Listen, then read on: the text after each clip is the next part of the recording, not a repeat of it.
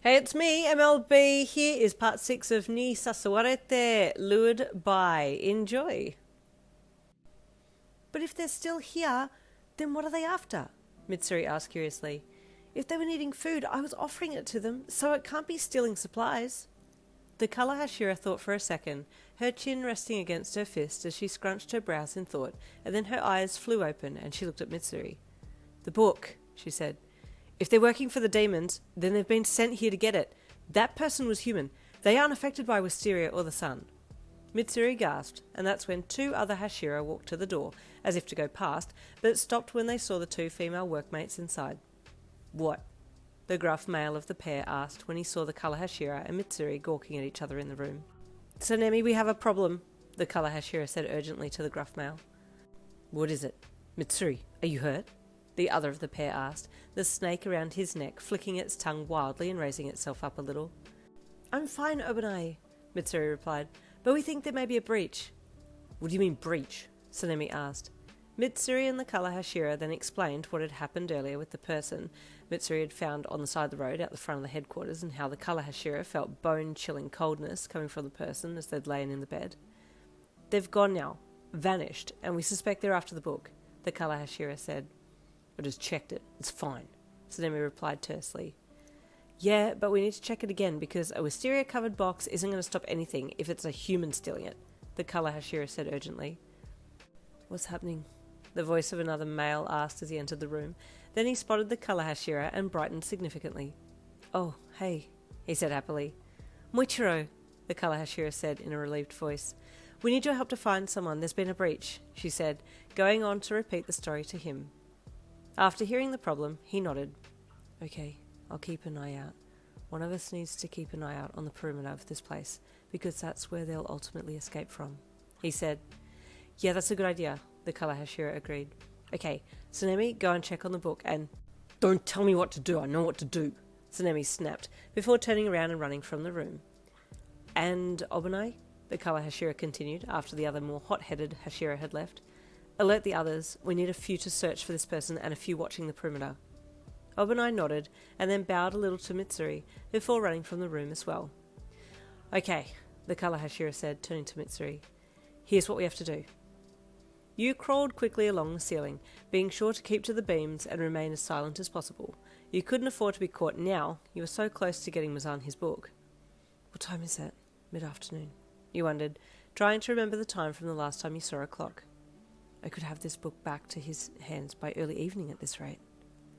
Confident that you could do this, you crawled all the way to the end of the building and then looked down through the vent into a room at the end.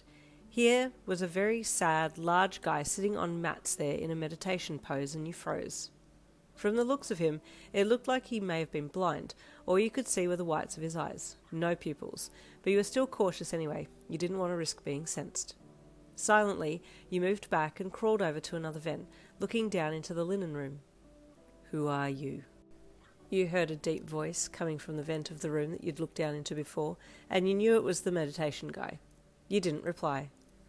Why are you in the ceiling? The voice asked again, and your heart sank. Oh, crap. He knows I'm up here, you screeched internally. Just then another voice could be heard, as well as the door being slid open. Gyome, the voice called. There's been a breach. Someone, a human, has gotten into the building to steal the book. Be on the lookout, the voice warned. They have already shown themselves to me, you heard Gyome reply. Tsunemi, they're in the ceiling. You quickly grabbed for the vent over the linen room and dropped down inside and replaced the lid back just a split second before the snake Hashira burst through the manhole in the roof that Gyome had been sitting in and sprung up into the ceiling, whipping around to try and find you, but you weren't there. They're not here, you heard him yell, and you quickly hid in amongst the linen. What is it? You heard the voice of the colour Hashira call as she came running into the room. Did you find them? Gyome heard them in the roof, Tsunemi called as he raged around up there. Did you see where they went? The colour Hashira asked Gyome, who shook his head sadly. No, but I felt them here a second ago, he said. You heard them all still talking, with Tsunemi admitting that he had found the box empty when he'd gone to check on the book. I'll catch them though, he growled. They can't have gone far.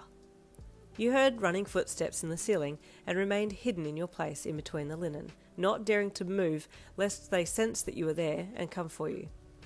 How do I get out of here? You screeched at yourself. I need to get out, but I can't until nightfall. I need some darkness. Time ticked on, and the Hashira were at their stations around the building and outside on the walls, waiting to see you, but you didn't appear. Maybe they got out already, Moichiro said to the colour Hashira, who was with him on the wall outside. It's possible, but at the same time, I think not. They have to be here still, surely, she said. Another hour later and the sun started to slowly set, and with it came all the children of the village from nearby doing their Halloween rounds.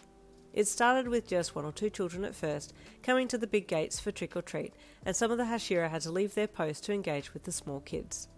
"Yume!" a few of the little girls called when he answered the door to their knocking. "Trick-or-treat!" "Treat, of course," he said gently, as he grabbed for the wicker basket full of treats for the kids.